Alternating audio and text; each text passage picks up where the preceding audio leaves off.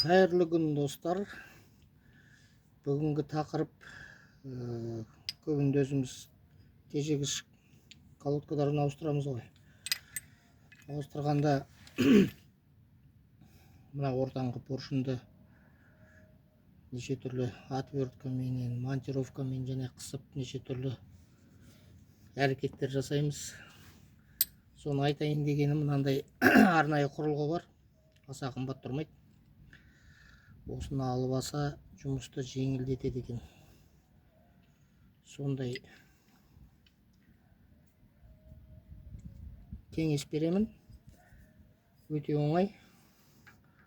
Орнатамыз не былай. Суппортты шығарып аламыз алдын ала. Былай.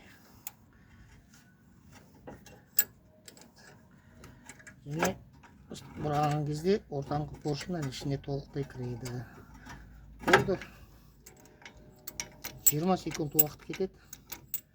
Жұмысты жеңілдететін осындай құрылғы. Өзі автоколодканы үйде ауыстыратындарға алып алуға болады. Сервис станциясында ауыстыратындарға әрине керек жоқ. Бірақ кішкентай болса да пайдалы нәрсе. Осы. Рахмет.